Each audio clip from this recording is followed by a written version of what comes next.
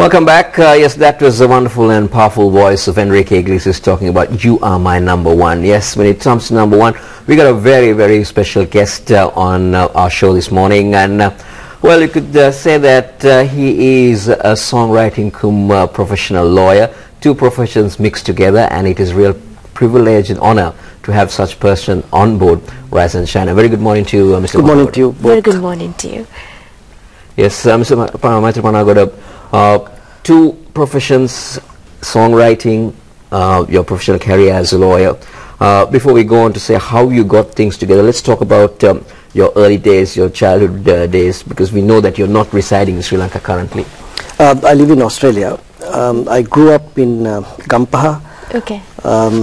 Early childhood was spent in the village, in the rural atmosphere, and then I came to Ananda College and lived in Colombo. Went to university here, left Sri Lanka in 1975, so nearly 4 decades, more than half my life I've been living overseas. All right, so how did you actually start writing lyrics when it comes to that? That was a passion I had as a child, and at school level, at university level, I contributed articles and poems and short stories and things to various newspapers and magazines. Yeah, it was a passion. I loved doing that, and I think my Sinhalese was very good. Did that until I left the country, and unfortunately I was in a vacuum for about 35 years, didn't do anything, concentrated on raising the family and getting the profession on track. So law really consumed me for about 35 years. And now that the children have grown up and going their own ways, I have a bit of time to come back and do something here. And coming back to your father is a doctor, I suppose. So what made you choose the avenue for law? I think it was the writing and the literary interest in that area, which I thought doing law would pave the way for to exercise my whatever abilities I had. I really wanted to be a journalist. Right. Law was something that I got sidetracked into, but when I left the country, I think journalism became less of a choice. And I reluctantly started practicing law, but then I loved it, and I still love it, and at my old age I'm still in the office by 6 in the morning, and I'm passionate about it. But still your passion was more towards writing lyrics. Yeah, it was a competing interest situation, but as I said, writing lyrics didn't happen for many years, nearly three and a half decades, but then slowly getting back to it. I think I've done enough in the legal profession, and now coming back to what I really love. Certainly. So you've also published a collection of poems called Vasantu Dane Agno. So let's talk about this. Yeah, that happened when I was in university. A collection of poems mainly. Youthful, rebellious thoughts, and those days there was a different trend, if I can put it that way. So did that when I was in university. I think it was well received at the time. There are people of different thought process at the time, and that was something I did as a young person. And Mr. Panagoda, I think that must have really paved into, as in it progressed you into the writing of lyrics, writing poems, I mean? Yes, yeah, I think every songwriter should first write poems. That's the way you develop your skills and get a taste of what can be done. So I think in early childhood as well as a young person, I did my writing mainly poems and short stories and things, but then the natural progress into lyrics writing, and there were opportunities in the early 70s. I still think the 70s decade was the best time for Sinhala songs. People like Rijwet, Tilakaratna, I think SLBC, they really promoted young and upcoming writers, and we were a bunch of enthusiastic youngsters who took the opportunity, took the challenge, and did that. I mean, really famous people like Professor Sunil Ariratna, Kularatna Aryavansh, Ajanta Rana Singh. These are the people who came up in that decade. So I was a minor player at the time, and when I left the country, it became even less important in life. But as I said, things are changing in my life, and hopefully I can make a bigger contribution. Yes, and coming back to your profession, Mr. Panagoda, like say, you said you left in 75 and you went to England. Yeah. You joined your brothers and sisters there. Yes. And you decided to take law as a profession, and then you decided to migrate to Australia. Yeah. What is the reason behind that? Like, I think I felt at the time that Australia offered more opportunities, a better lifestyle, and I think I made the right decision. And Australia did offer great opportunities, and you know, practicing law is a difficult thing in a foreign country. It's a network situation where you know, the school you went to, your colleagues and connections matter in the legal field, particularly if you are practicing law. I mean, obviously I had no connections at all in Australia, but the culture of the country is such that you can develop, if you work hard. I don't think I had any special talents, but I did work hard, and you can climb up the ladder if you do it the proper way. Certainly, if there's a will, there's always a way. I think so, yeah. So you've been more of a workaholic type of. I think I still am. That phrase has been used to describe me on different occasions, and I don't think my wife will disagree. All right, so talking about your profession once again, so as you said, when it comes to practicing law in a different country, it's not something that is easy, because you've studied law here and it has always been Sri Lanka. Yeah. So when you practiced law at England, so you were a solicitor at the Supreme Court of England, so how was your life there when it comes in to England? It was tough. Didn't have money.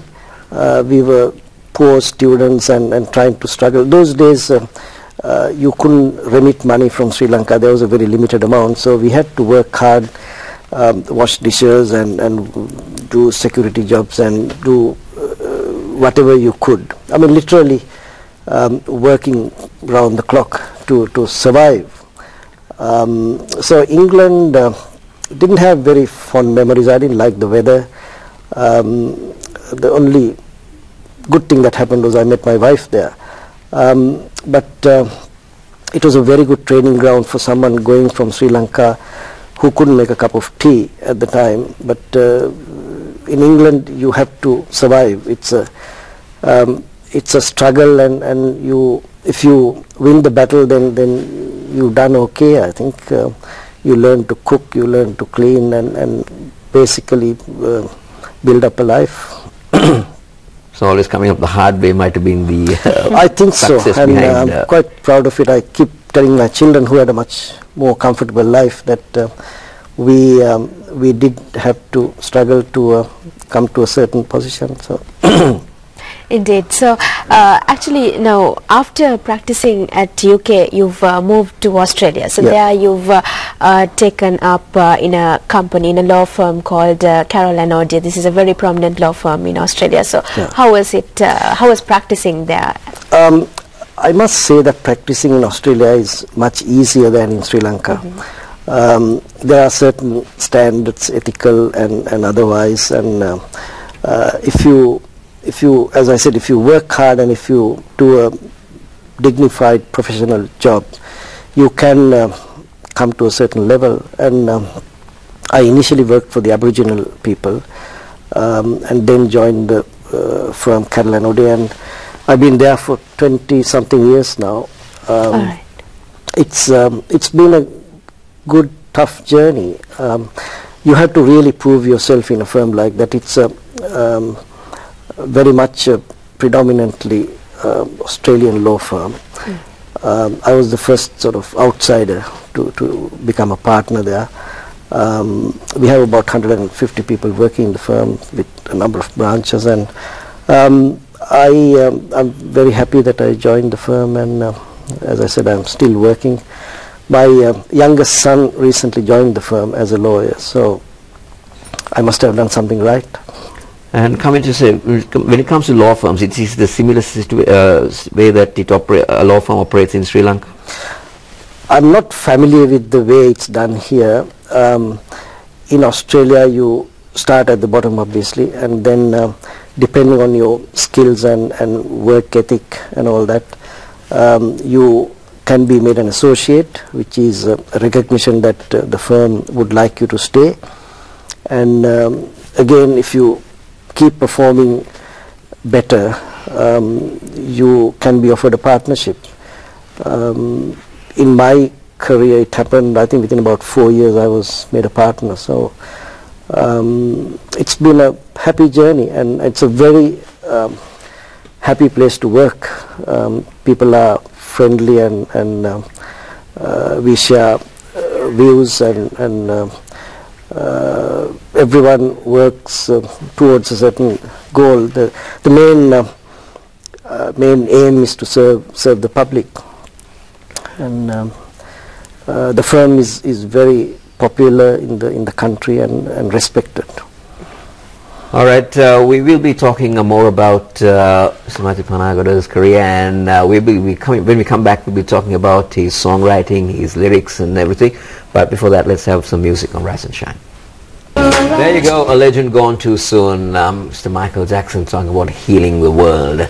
And we are with a very important guest, Mr. Maithri Panagoda, and we've been talking a lot about his career, how hard work can bring you success. And now we're going into diversify into another avenue. We've been told that you're also a migration consultant as well. Yeah, we in our firm we have a migration section. We do migration work, and in the last few years I've been doing some pro bono work in Sri Lanka with a company called Seekers Worldwide. I have been doing some advisory work, trying to help people, mainly professionals who and students who would like to access Australia. And you also told that that you are doing some lecturing at the Colombo University, or is it? It's the Kothala Defence University. I spent a week lecturing there week before last, and that was the main purpose of this trip this time. And I really enjoyed it because I have never worked in Sri Lanka. Giving something back at my old age, I think it's a very satisfying thing, and hopefully that relationship will continue, and the indications are that I might be coming every 6 months and doing a week or 2 weeks teaching there. So though you have been away from Sri Lanka for almost 4 decades that you mentioned, have you been a frequent traveler to Sri Lanka? Yeah, we've been coming every 1-2 years, and I can tell you this, there has not been a single day that I did not think about Sri Lanka. It's both my parents are deceased now, but when they were alive as well as afterwards, every day there are few moments that I think of the country and the people, and it's a very strange feeling. You know, whatever comforts you have there, you miss the atmosphere here, you miss the friendliness, you miss the camaraderie. After all, nowhere is like home, isn't that? Nowhere is like home, and we still have our property in Gampaha, and you know, that's heaven. You just go and sit under a coconut tree, and it's really fantastic. You only really realize the value of it when you are overseas. Yes, so it's great to be able to come back and contribute something. And you're also the director of Lanka Vision, so this is actually it provides satellite communication amongst Sri Lankans and that of Australians and New Zealand people. So how does this really function? It's really, the Derana television, we show that as well as some other programs through the satellite. We've been doing it for about 8 years now. It's a free service at the moment to the public.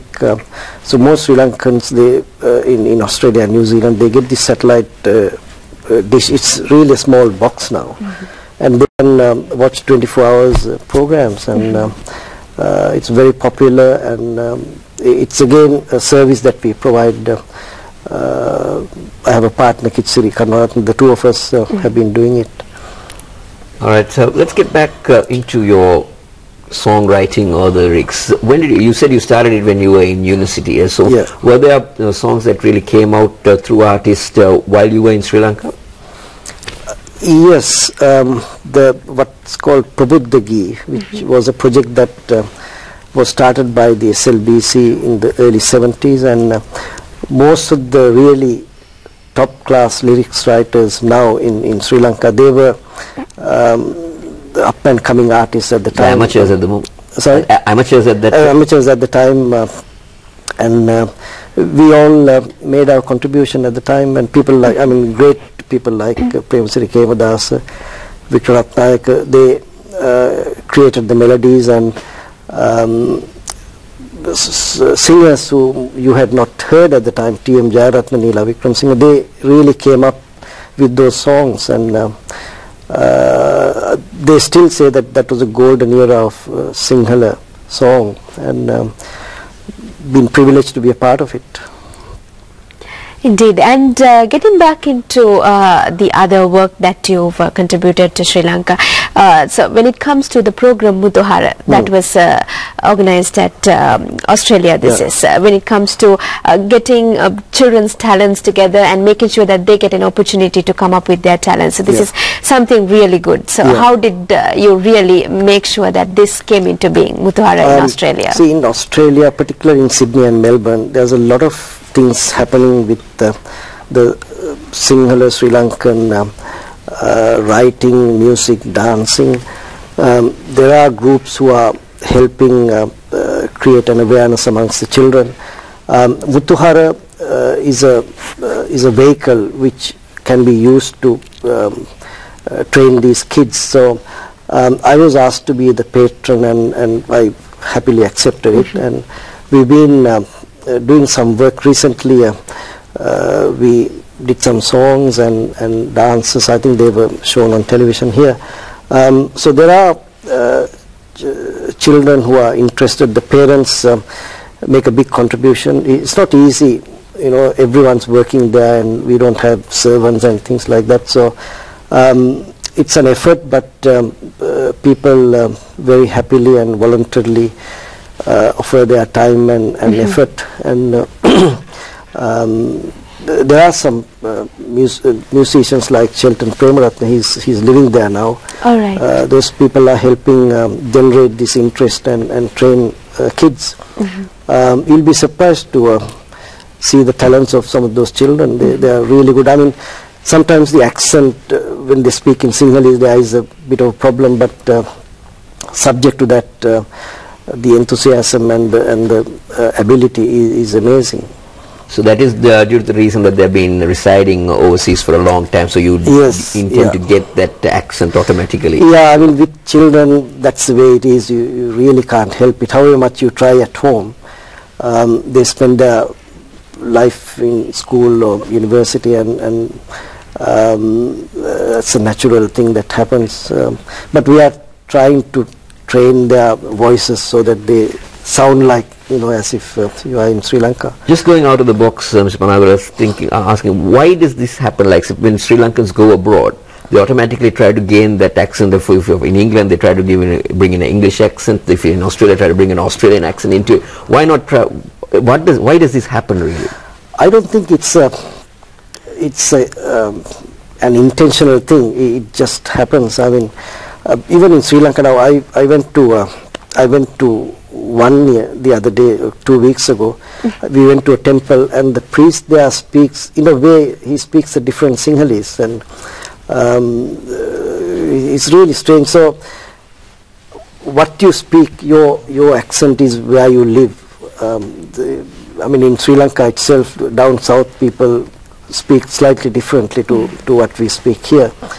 Particularly with children, I mean, in their growing up stages, they just pick up the way the others speak. You watch television, you listen to radio, you speak to other people. So that's a natural thing. I don't think it's an intentional thing. So it revolves around the environment that you're in. Exactly, yeah. I mean, take Britain, for example. In Wales and Scotland and London, people speak very different. And I remember when I first went to England, when I went to Manchester, and I couldn't understand a thing what the people were saying. It's a completely different way of communicating. So it's that's a natural thing. You just can't help it. And in fact, you've also been the first Sri Lankan editor in the web magazine. This is so. Let's talk a little bit about this work that you've contributed. Yeah, that's something we started a couple of years ago with using the new technology. Started the magazine, and it's a difficult thing while working full time. You know, doing a magazine is a very demanding situation, but we were able to have a few editions with important articles and all that, and it still can be accessed on the web.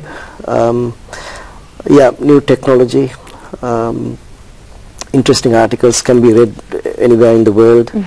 Very different to publishing something.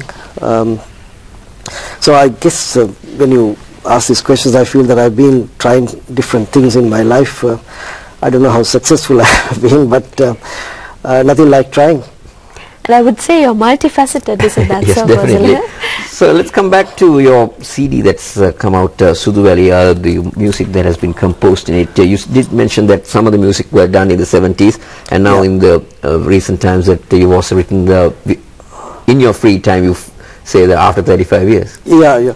This idea came when I had not announced to the people in Australia that I was doing these things, but when a couple of them found out about it, they said, let's try and do a CD. So we got a group together, and in 2011 I had a lot of help from Sri Lanka.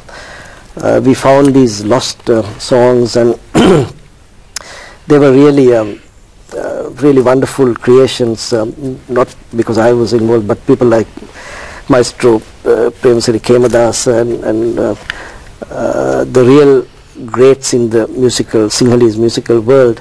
So we got hold of those songs, and I found 10 old songs, and then we did another 9 and made it 19 and created the CD. We had a big launch in Sydney. I had messages sent from here on video by people like Nanda Malini and Victor Ratnaik, and very successful event, and everyone really enjoyed it. And in fact, I think there has been several music videos also launched from the yeah, some songs. Visuals have been done.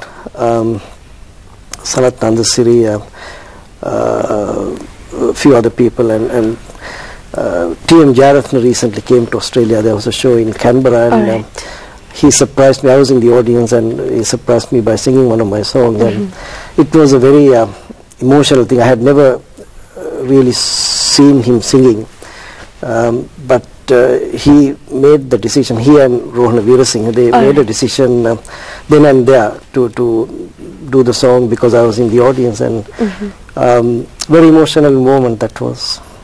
So when these songs are really sung there at Australia, what is the kind of response that you receive from really people? Fantastic. You'll be surprised to see the houses are full.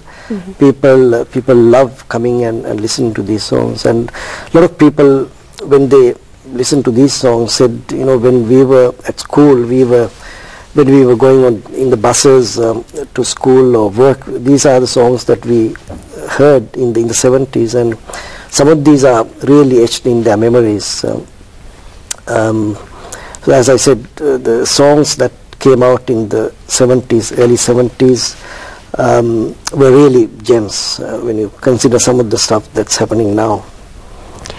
And in fact, yes, go ahead. Okay, go ahead. Well, I would like to ask you, what made you to put this name for this CD, Sudu? That's part of one of the songs, Sudu Ali Matupita, sung by Niranjala Sarojini. When we were growing up in the village, our house, the front yard was full of white sand, and that's a memory that I always have. I mean, that's where we played, and that's the explanation for the title. And coming back, say, you said you've now really started back in writing songs. So how do people contact you? Do they wait till you arrive in Sri Lanka, or they just call you or mail you, or they say we want a song done? I have maintained my friendships with the people in the industry, and I get telephone calls, emails, and if someone asks for something, I try and write it. And yeah, it's a strange thing. As I said, for 35 years I did nothing, and completely out of the field, but gradually it's coming back now, and I think I'm almost back to the 70s now. All right, so with the latest development in music and the change in salsa music, and then going into the 70s music and then the modern music, how do you compile both together? Like, so you stick to going back to the 70s? I think I'm very biased in favor of the 70s music and what's called Subhavita Gite. I don't enjoy the current trend. It's very different. I mean, it's not even Western music what's happening now. It's in a way it's unfortunate. I see some of the songs and I just can't understand what they're trying to say. Sometimes it seems they are just putting some words together. Music seems to be the prominent thing. They just create some fast music and then try to put words into it. So personally I don't enjoy those. I still like, I mean, people like Maestro Amaradeva, and that era is I think still is the time that good, valuable creations came out. So old is gold. I think so, yes. And coming back, say, the response has been really high, you said, in Australia, as the crowd really come in to watch this. So you said you take it from state to state in Australia. You want to take? Yes, mainly New South Wales and Queensland and Victoria. They are the main areas where Melbourne, Sydney and Brisbane. Almost every weekend now we have some musical performance. At the moment Sunil Edrising and Deepika, they are there at the moment. There's a show on coming Saturday in Sydney. We had Rukant and Chandralekha. They live in the States. They came and had a show. As I said, T.M. Jayaratna was there, Edward Jayakodi was there. So it's a regular occurrence now, and people come in their droves. Even the younger people are getting a taste of the old music, and the people of our vintage, they really enjoy the opportunity to be able to watch these programs in Australia. Of course, and Mr. Panagoda, so you said that you're much of a free mind currently. So what do you think about your future plans? You're hoping to release more CDs? Yeah, we have done a few recently. My greatest ambition has always been to get one sung by Maestro Amaradeva, and it happened a few months ago. He's a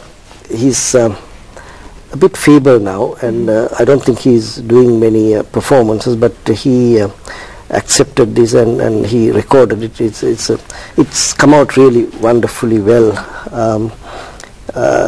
It's the meaning is an elderly father in Sri Lanka waiting for his son to return from his education and completion of education. I mean, it's a personal experience for me, as well as I think 95% of expatriates have the same feeling, because you go there, your parents are here.